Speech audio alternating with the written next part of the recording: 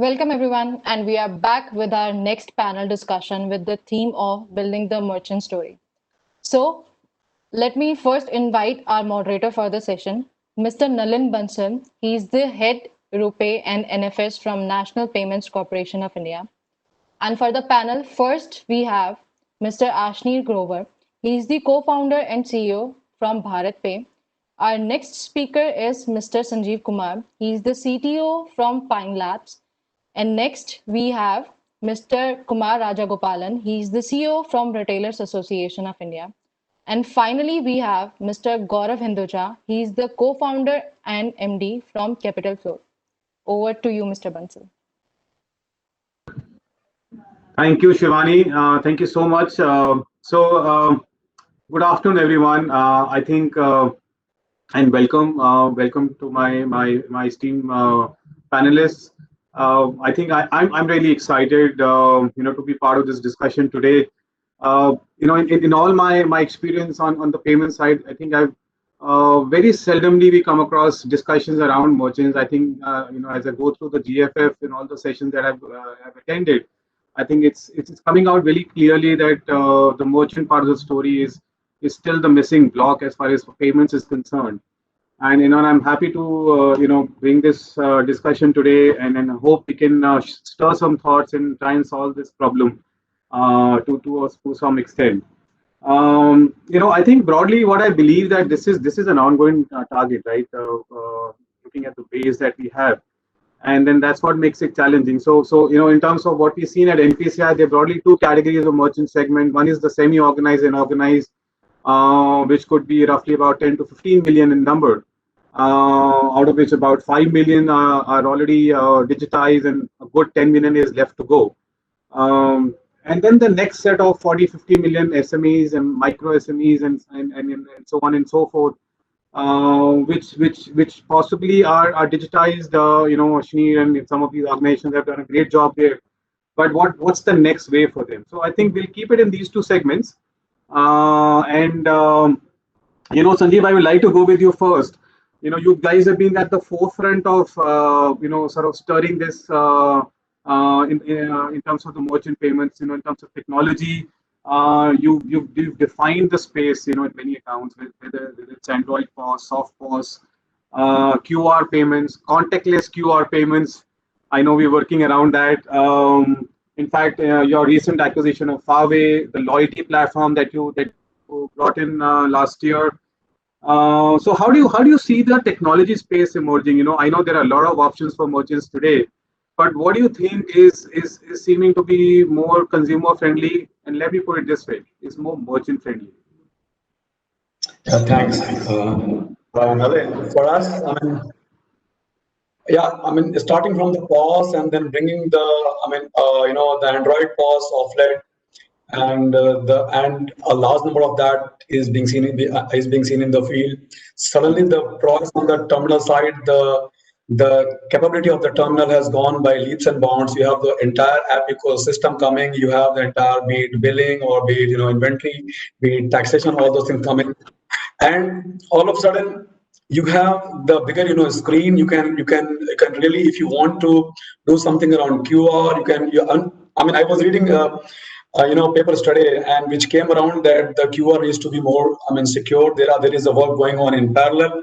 So if you have a signed QR, which can typically come on a terminal, dynamic QR, the friction at the point of sale goes down. Now these Android machines which you have, or the terminals which you have, they come anyway with the NFC antenna into it. They come with the BLA into it. So transmission of QR locally can be done. So there are 2-3 things, right? And keeping this 5 million number intact, and that number is there to grow. Harnessing the capability of those terminals, building for that more and more, packing those terminals with more and more apps.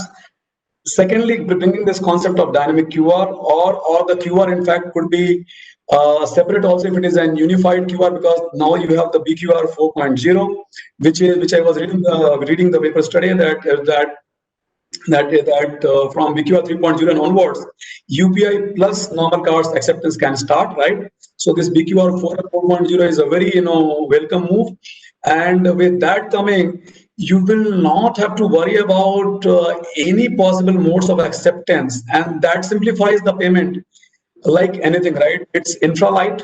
Now you have touched rightly that we at Pine Labs are committed to innovate the payment in India, and we are trying to bring about change, and we are trying to trying to work very hard on that. And you also know that this soft cost thing, that we are that you have to have your any Android phone which has got the NFC could literally be your payment device, right? And thanks to you and your team for being forthcoming in that with the very lightweight specs, and keeping it very light, and then of course trying to venture into the stuff which people are finding it hard to venture. They are trying to accept PIN on the Android terminal, of course keeping utmost care of security aspect of it, right? So that's a very welcome move.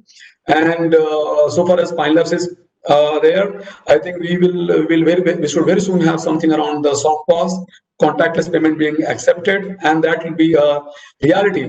Now, if this 2000, there are many transaction and many other sects or many other segments or MCC codes wherein this 2000 rupees and below also is a good number to cater to. But we have very interesting thing that what happens beyond 2000 is also covered in our case. I think I'll keep that under the wraps now. But there is certainly something good to come, and you have no contact mode of payments. Again, this could not have been the time, could not have been right than this. Then you have the QR and the no contact payments. Then you have the Android POS with dynamic QR. All these three things are real. They can really feel the truth and make payment as frictionless as possible. No, I think that's great. So I hear you saying that this all sort of converges into a common device, which gives him all these options. And I was hearing Amrish yesterday. He said one of the top three features that retailers are asking for is the ability to play songs on these devices, or maybe even bhajans. So I think a lot of ask, from these payment devices.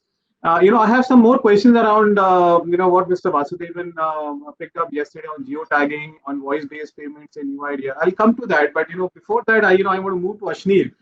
Ashneer, thank you for joining us in quick succession. I know you just got off another conversation, and some bit of this might be a repeat for you, but Yeah, please. Like I said, from an NPCI point of view, we are looking at this in two different segments. One, like I said, the organized and the semi-organized, 15 to 20 million, and then the MSMEs, the SMEs, and the ones on the beyond urban kind of a segment. You, of course, you've taken a bulk approach on this. How do you see this? What's your take on the 15, 20 million, and what's your take on the next 40, 50 million? That's number one. The number two part, also is that I wanted to bring in the concept of cash at payment, cash at POS. A lot of people have spoken about the cost of payments. While that's a debate, the fact that these are tough to manage and things like those. Why do you think that cash at POS is not picked up? Why would they still believe in a traditional method of MDR and a traditional method of merchant paying for that transaction? Essentially, and the third part that I wanted to bring to you was payment is just one part of the problem, right? How do you keep that merchant engaged? Because if we look at our data, only a third or maybe half of the terminals or merchants which are onboarded are active, even over a 90-day period. How do you keep them engaged and keep them glued to this, this board? Yeah. No, thanks. So I think, see, on the 60 million merchants, piece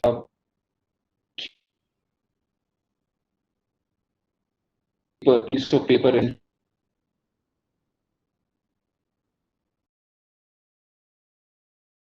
right. So I think for the large bulk set of merchants out there, be the way forward.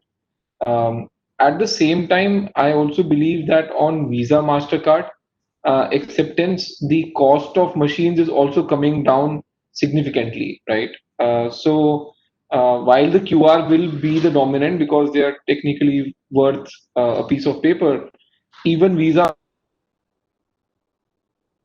increase, the cost of the machines is coming down significantly. I think the challenge on Visa Mastercard is clear MDR. Uh, the Visa Mastercard MDR is driven by the schemes themselves. And my belief is in India, the merchant will not pay you 1%. It just does not have the margin, right? I mean, as compared to US or a developed country, where a retailer 35% margin. In India, if you even get a 15% margin, you are doing a great business, right? So in such a low margin scenario, MDR has a play. Now, to figure out a model on zero MDR is therefore the problem, and problem that we are Bharat are trying to solve. A real side. Um, of the merchant, we also see the rates sort of fluctuating, right? I think that getting the activation rates high or keeping them high, we have to pass the COVID lockdowns, right? I think till the COVID lockdowns continue, it will be very tough to see or to understand why some shop is transacting and now not transacting. But if normalized scenario, I think it's simply a function of success rates, right? I think if the merchant gets the settlement into his bank account in time, right? Nothing better like that than that to ensure high activation rates. And I think Arif also mentioned in the last session.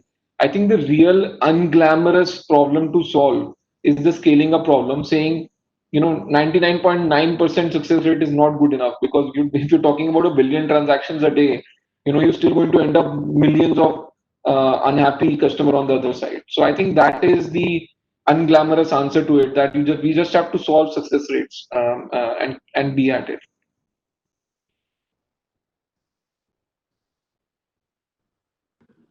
No, I agree absolutely, Ashneer. I think the stability and the trust behind the platform is super important.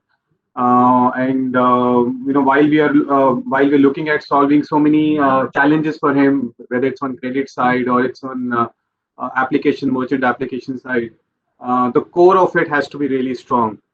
So I have some more thoughts around getting that balance 60, because I think that 60% or the 60 million is a black box for a lot of us. Nilesh was sharing the data, especially the hilly areas, the northeast areas are still left to be sort of no terminal deployment in the last 7-8 months is a big shock to me, actually, if you ask me. So I'll come to that, but I wanted to actually go to the customer today, and we've got Kumarji who's joined us from Retailer Association of India. Kumarji, we heard two voices. We've heard from Pine Labs. They're the leaders in terms of acceptance as far as merchant operators. And we've got Ashneer who's looked at a completely different view on this on the basis of QR. What are our customers asking for? So I want to stop calling them as merchants. I want to start calling them as customers. And what are our customers asking for? What's the view there? Yeah, actually, Nalin, you hit the nail on the head, but slightly differently. We should ask what the customers are asking for. I think in all this, when we start concentrating too much on the merchant, we don't think enough about what are the real consumers asking for, right? Frankly, if a consumer is asking that I want to pay not by cash, if the consumer is saying I want to do contactless payment, if the consumer is saying please show me what's my bill amount and I'll tap and pay, the merchant has got no choice in the matter. That's one way of thinking about it. Because many of us, and I hear that COVID is creating an issue for most of us, and I do know from Retailers Association of India, our members who are modern retailers have done 40% of what their business was last year in this last 3 months' time, which is quite sad. Yes. Many of them are standing at the thought that maybe they won't exist. Having said that, many of the essential retailers, so-called essentials, people who are selling food, who were allowed to open all this time, all through these 3-4 months time, have been able to do business, which is almost about 85 to 90% of what they did, which they are okay with. but their method of operating has changed. For that merchant, and in this case, I will use merchant as a merchant, the merchant's capabilities have completely changed, because not only is the merchant wanting to sell, they are as worried about themselves and their own staff. They are also worried that the customer should be okay and not feeling threatened. So many of them have created themselves to become OTCs, I mean, over the counter kind of businesses, than what was originally Definitely. supermarket kind of business, right? So when you look at this, I think it's just at that time where customers are on the one hand, consumers are on the one hand telling, I want contactless payment, I want to be able to shop whenever I want to. That means that I want to keep the shop should be available even at night. The authorities are saying the shop should not be open beyond 4 o'clock. So this whole concept is coming around omni-channel. Concept is coming around ability for customers to shop whenever they want. Concept is coming around contactless payments. I think if we keep that in mind, new methods will come in. And that's where I think all of you are going to provide the service that is essential. My kiranas nearby, as a consumer, I can tell you 8 of the kiranas next to my house are sending me WhatsApp messages every day about the new items that have come. Because for the first time in my so many years of knowing kiranas, they are not sure about what is the item that they would have in their stores.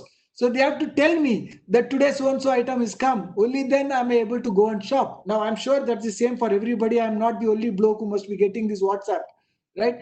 So I think the need to shift that WhatsApp message or whatever message to become a payment device, payment method also is important. The second part is that customers want to pay contactless is important. Customers want to pay fast is important. What is essential is to give that customer a push by marketing something that's important to them. So one hand. Second is the merchant themselves. Now the merchant needs something which is fast. They want to be able to sell items or at least talk about their items even after the stores get shut. For example, as we speak today, Bangalore, the stores can be open only till 12 o'clock in the afternoon. So the retailers are saying, what do I do now? I'm allowed to open from 5 to 12, but my customers want items later. So they also are thinking omni-channel. At least they're thinking, okay, can I do WhatsApp sales? So I think we need to start thinking, how do we enable them to become omni-channel? How do we enable them to give something faster? How do we enable them to give their item listing much easier? So maybe we'll have to work along with the apps much faster and much easier. I think things will change. I also am aware that for most of the retailers, and this is across formal and informal, the business per customers in terms of transaction sizes have dramatically gone up this 3-4 months time, because when the customer comes in, they don't want to come back again, so they are buying more. So while the customer entry has been at 25%, the business has been at 40%. That's the difference. So I think there are new things happening in the market. This is the right time for us to push what we want, as long as it is not expensive. If the cost of accepting digital payment is more than cost of accepting cash, I don't think merchants will jump for that at all. One problem used to exist is that many of the merchants would say, give me cash, because it used to be an economy where they did not want to account for what was happening. But now with GST, I think the market is ripe, because the kirana or whoever the retailer is knows that every bill that's getting billed to them is anyway GST included. Now, if they do not show any sale, they at some point of time or the other going to land themselves into trouble. So it is the right time to showcase this to most of the merchants. At least that's my view. I get you. I hear you, sir. I think to going back to Ashneer's point, it's about ensuring that your inventory is rightly counted for, so that you're able to engage with your consumer from a digital channel point of view, whether it's WhatsApp or any other such. And I think there is space available for startups to sort of start looking at this as a segment. Not everything will go to one example. Yes, I'll just give yes. one example. When I shop in any of the modern parts of the world, right, the Western world, when you go and make payments, the entire payment structure is facing the customer. The retailer is not looking at that. I just put my item in, I tap it, and I go. I don't even give my card to anybody. I don't Right. think that's even got as fully adopted in India yet. So we need to create form factors which will force customers to say, show me the item, I will pay. You don't touch my card. If this happens, I think we'll again have a shift. Yeah, no, I get that, sir. Redesigning the tail. I think that was one topic I wanted to discuss with you.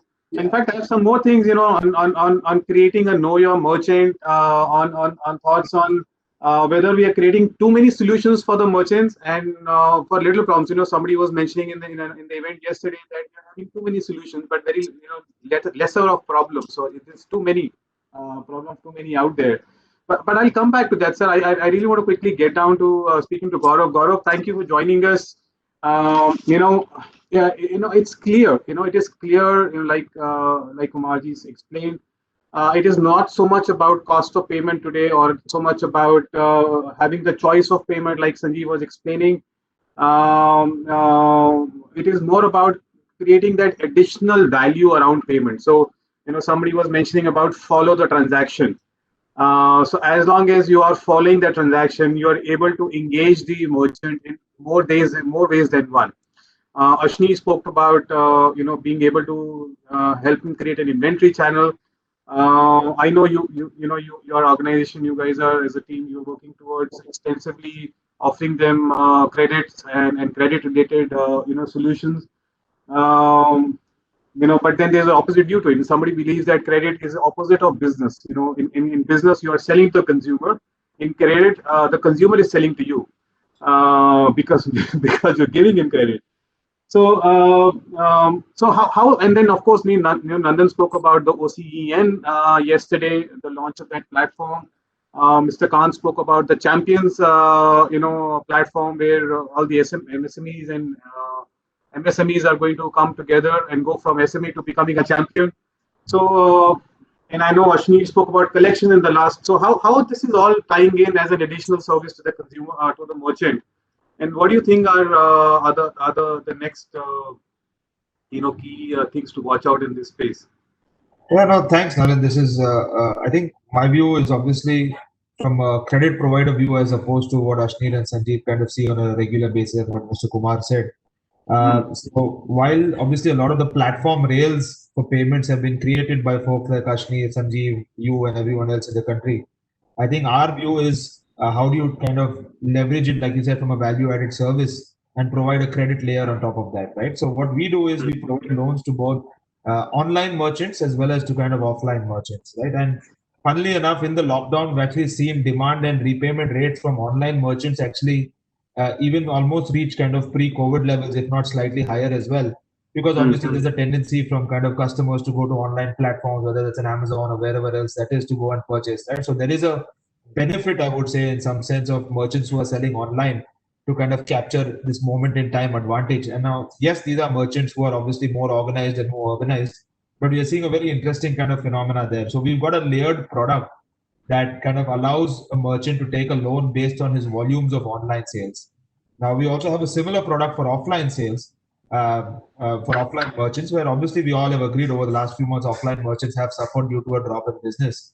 But the product that we've been able to create has also allowed for flexible kind of repayments based on kind of business volume. That said, it is going to be a long journey for merchants to kind of get over the next few months. But in terms of the second thing that you asked, which is what are we building for the future? I think it's not only the credit that you allow the merchant and you enable him to kind of manage his working capital or her working capital. I think allowing the merchant to accept credit from his or her customers also another interesting piece, right? So that's a product that we've again got ready for online, which has scaled very well over the last 3 months. And we're just in the process of kind of launching it offline, where a small merchant, a restaurant or a kirana store or everyone will allow his merchant or will allow his customer to pay later, basically, right? So if there's a bill of 4,000, 5,000 rupees, you can allow the customer to pay it after a month, right? So there is a credit underwriting transaction value-added service that we offer there, and it obviously doesn't kind of spoil the merchant's cash flow, right? So it's both ends of the spectrum that we try to operate on. One is providing the merchant credit himself based on his or her transaction data, and then allowing him or her to kind of receive credit from their consumers as well, so that they don't have any kind of delay in cash flows. And in both, like I said, we've seen a spike in the online world, obviously thanks to shifting consumer behaviors. And I think offline is something that will hopefully catch up in a few months. I think the whole piece around what Nandan spoke about yesterday was really the digitization of kind of credit.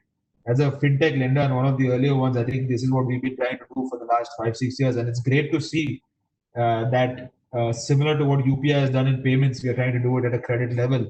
And so whether it's the account aggregator framework that will make data much easier, or it will be the eKYC kind of framework, and now with recurring payments on UPI, even collections for smaller ticket loans should be far simpler.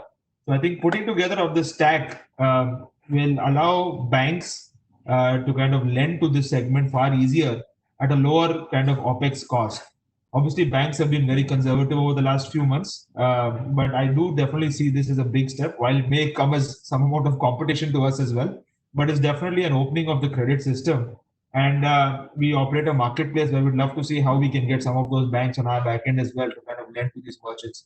Credit risk and the ability to do risk and collections will obviously still remain core, and that this platform will not solve.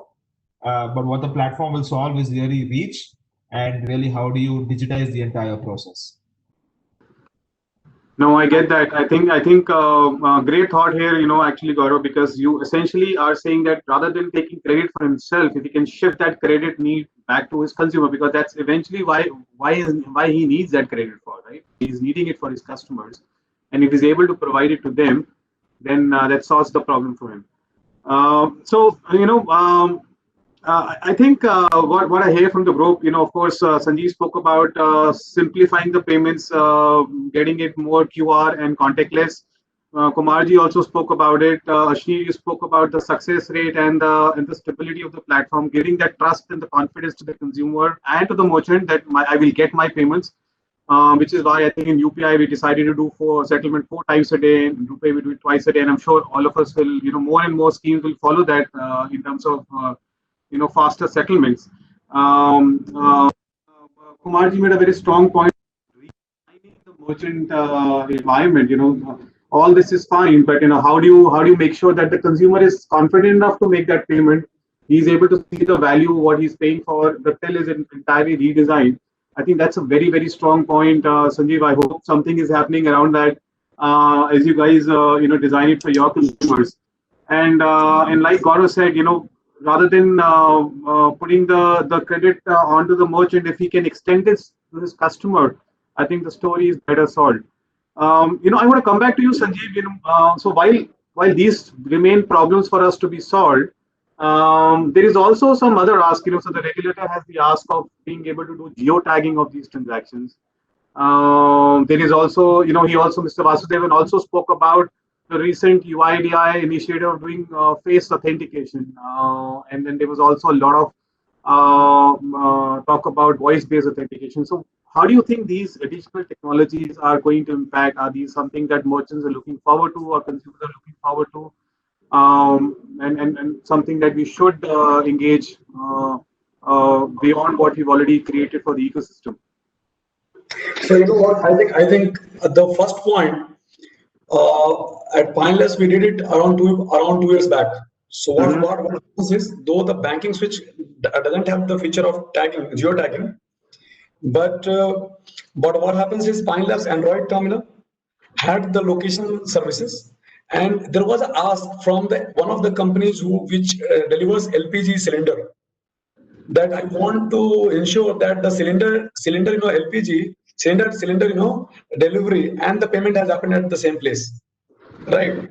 So that's where it occurred to us, and we started to pack the local coordinate in every transaction packet. Though the transaction switching engine backend switch does not have this, but we really give a report that this transaction has happened in the geofence of this area. So there are use cases which have been catered. Now coming back to other modes of authentication like voice, and what was the other one?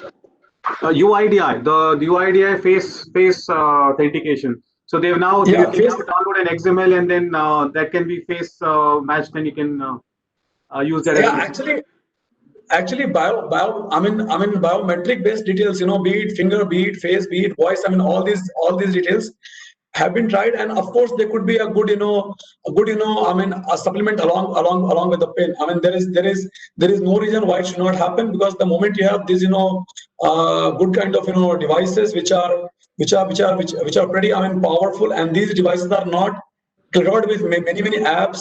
They are meant for, and they are cut out for a specific purpose. They don't have any unwarranted apps.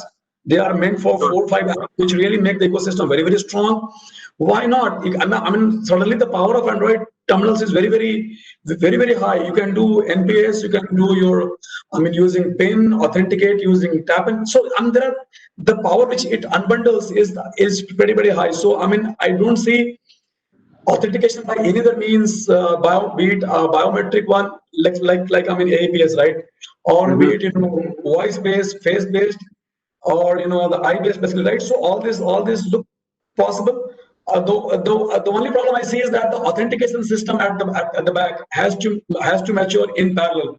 So while at the front end you can design the system, make that possible, but at the back end the system has to mature. Your switching engine has not really moved up there, right? So that part of the technology also need to move up.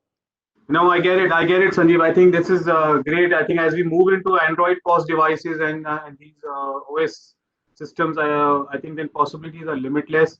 And I hear you that authentication systems have to match up the switching systems of the payment, Correct. or you do offline authentication. Either way, you have to figure that out. Thank you, Sanjeev. Quickly, I think we got about less than 5 minutes left. Ashneer, I want to quickly come back and pick up just one topic. I briefly mentioned it. When we looked at our data points, a lot of this digitization of payments seems to be very regional. We look at South and West. Mostly these markets have gained penetration. But our hilly areas, whether it's Himachal, Haryana, Northeast, these are good areas for tourism. And it's very surprising that digitization of payments have not moved there. Any thoughts? Yeah, I think, see, it's pretty simply this, that the P2P transactions came in, right? And that's what happened in the bigger cities as well. And when the P2P picked up and there was enough number of people willing to pay through UPI, then folks like us came in and made sure that there were enough QR codes at the merchants for making the merchant payment.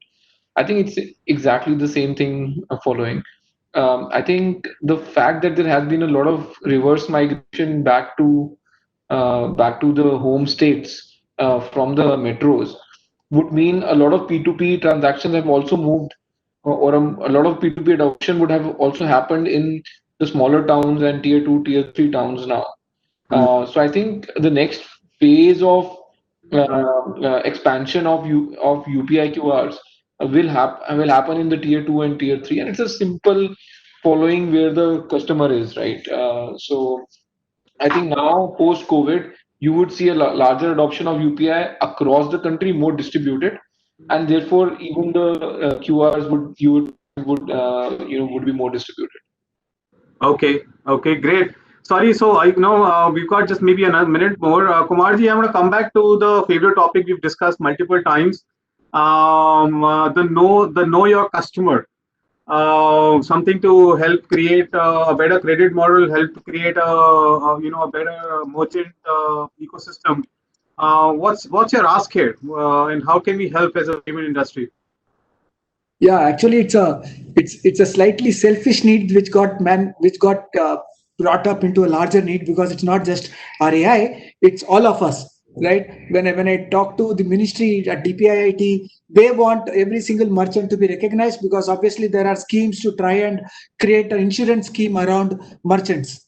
Okay, at least the trading community. As RAI, if you ask me how many retailers are there in this country, I may not be able to tell you with conviction that there are so many retailers. If you ask any of the people on this panel, I'm not sure whether they would be able to very clearly identify. Whereas I made the gross mistake of putting a number of 10, 15, 20 million. So I hope I'm right. Yeah, I mean, it's much more, it's much lesser, God knows. But I know that 15 million is not, at least 15 million is the way life is, because we've got at least one merchant per 100 consumers in this country. That's a fact. Having said that, if you talk to anybody from the credit field, consumer credit, for example, right? I mean, if you ask Capital Flood, they will tell you that they are willing to give credit or whatever it is based upon KYC, and the fact is that there are CIBIL scores for individuals. Yeah, so why not KYM? Why KYC? Why not KYM? Yeah, I mean, why is the merchant not recognized? Why are we not able to bring all of them into one follow, one place? Can we really identify the merchant and make sure that we know everything about the merchant, so that the entire credibility of the merchant and the entire support for the merchant is given under a common umbrella process? That's my thought. With the current GST, it's even better, faster, but we may need to do something differently. I mean, I'll throw it open to everybody in this team. No, I hope somebody out there is listening this, and we should see some action on this. Sorry, Gaurav, I think we're out of time here, but I'll throw it open to questions. Shimani, good to go? Any questions Yes, from the yes. audience? Yes. So first question that we have is how to address and reduce the fraud in QR code based payments, which is much higher when compared to cards. I will have maybe have a brief thought here, and Ashleen, I'll then pass it on to you. I think with greater usability, or I think simplicity of experience, obviously you open up more channels. In card payments, everything is EMV now. It is card plus PIN, so there is possibly absolutely no chance of somebody impersonating a card or impersonating a merchant. And I think on QR also, sign QRs are now a reality. And I think with time, this will only get mature and better in terms of how. In fact, we're also now on the transit side. We are looking at not just merchant presented QR. We're looking at consumer presented QR, and that kind of reduces the possibility of fraud to a large extent. But Ashleen, I throw it open to you. Any thoughts here? People seem to believe there are more frauds in QR. No, I don't think there is more fraud on QRs. I think in fact, I've been luckily part of Amex before, and now at BharatPe. As a percentage, I've seen the kind of chargeback cases you get are much lesser. I think the issue generally on UPI has been around someone trying to do social some engineering of fraud through social engineering, right? By sending a collect request on UPI, right?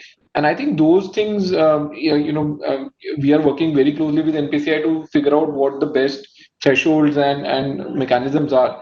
But generally, if you see a QR in front of you and it's a payment versus delivery, I actually feel UPI has the lowest fraud rates in the world, right? I'm happy to raise my stick my neck out on this, but I'm sure it is one of the lowest in the world. Yeah, no, I'm sure. My thoughts too. Shivani, any further questions on that? Yes. So next one we have, hasn't the access to capital been biased to a section of society which already has capital? How Capital Float is trying to change it and extend loans and capital to the small merchants. Gaurav, completely your call. Sure. No, I think the premise at which we've kind of started our company over the last few years is to solve two problems. One is solve the access to credit as well as solve the experience of getting credit. Now, obviously, you have to realize that banks do obviously provide credit, but the experience there is very time consuming, right? So what we've been able to do is at least for about 60 to 70% of our customers who do get credit from, let's say, institutions or some form of formal credit, we kind of shrink the time. But pertinent to the question, today about 30 to 40% of our customers today, whether it's consumers or merchants, are new to credit. And so these are the people who don't really have any formal financing in their lives, right? And this is where I think we rely on a lot of interesting data that comes in from transaction, whether it's an online transaction, whether it's an offline transaction. We look at kind of, we develop models based on people's bank accounts. And the third is we obviously kind of do a lot of underwriting based on heuristic models of people's experience of kind of businesses they operate in or areas they operate in, etc. Right? So I think the need is definitely to provide credit to merchants who don't can access it from the banks. But while doing that, obviously to kind of solve the experience. So today, like I said, the number is about 30% of new to credit merchants and consumers. And hopefully in the next 3 to 4 years, that number starts to go to about 60 to 70%. Yeah, in fact, a very soft element here, somebody was talking about it yesterday. that at least in our country, asking for credit is looked at as, with shame, and people tend to believe that I'm doing something wrong. So I think there's a whole social angle around it that needs to be also sort of solved. Yeah, That, and that it's okay to ask for, yeah. Yeah, that relates to the experience at which and how they're able to take a loan, right? If you make a person fill up 50 forms, you make him stand in line at a bank, you make him meet a bank manager 10 times, then you feel that social pressure, right? But if you can do it through a seamless online medium, obviously with the right checks and balances to weed out fraud and weed out kind of people who may not pay back, I think if you can make that as seamless as doing a transaction on Amazon, right? I think that's where credit then becomes an instrument that people can actually help to leverage their own life more than anything else. Yeah, no, I agree, absolutely. One last question that we have is for Mr. Sanjeev Kumar. With the competition in pricing, one sitting with you on the panel itself, pulling down the margins on MDR, what plans or advice do you have on the evolving business model? Okay, that's a tricky one, right? Okay. So it's not about see. I mean, if you see our case in case of Pine Labs, we have always strived for giving more and more value. So our transactions are not merely a card transactions. I mean, if you see typically till 2012 or 13, the card transactions were simple card. I mean, card dip, you enter the amount, enter the pin, and you go home, right? But if you see the kind of things which is being done now the on Pine Labs terminals, you have something like instant discount on the go, loyalty points on the go, loyalty point burn on the go. You can have loyalty points discount and the card debit on the go. So a transaction is literally paused in not literally in the sense that a transaction is paused at the server side and various rules are applied, and that's where the value is being brought by Pine Labs, right? So today many merchants of ours run a specific scheme on NFC, that there is a different discounting schemes if you tap the card. There is a different points accrual if so this is not a vanilla transaction. This is transaction plus plus plus, and this ecosystem is going to further evolve. So whatever money you will try to save around MDR, you will get much more bigger value by having this one terminal. So this is just not a sigma of schemes. This is not the acceptance points for card. This is acceptance of the payment ecosystem, and possibly we lead with all our partners by putting more and more on the same this thing terminals, right? So be it card, be it wallets, be it QR, be it entire ecosystem of apps and all. So all things put together, we are here to ensure that we provide the more and more value, right? Of course, this MDR thing is there, and this MDR on debit and MDR on credit, MDR on QR, all those things work. But I think we as Pine Labs literally are not playing in the MDR thing. We literally charge for what value we bring on the table, and I certainly believe that with time it is getting further stronger and established that the Pine Labs the Pine Labs terminal and the ecosystem of apps is definitely bringing much more value than otherwise terminal can. Yeah, I just want to add one quick thing, Shivani. It's something that got Dilip also spoke about yesterday. I think as NPCI, we firmly believe MDR, a certain reasonable MDR, is relevant for the ecosystem. I don't think anybody expects the MDRs to be zero. However, to Mr. Kumar's point, it has to be lower than the cost of cash. If it is anything higher than cost of cash, I don't think the merchants are going to accept. I think that's the bottom line. Okay. Thanks. Thank you, Mr. Thank Vansal. you, everyone. Thank you, Bye. panel. Thank you so much. Bye-bye. Thank you, everyone, for this great session. And now I would like to thank our attendees, sponsors, exhibitors, speakers, advisory board, brand ambassadors, ecosystem partners, FCC and PCI members, and our supporters in making Global FinTech Fest one of the biggest virtual events. We will be back with another interesting session. Stay tuned.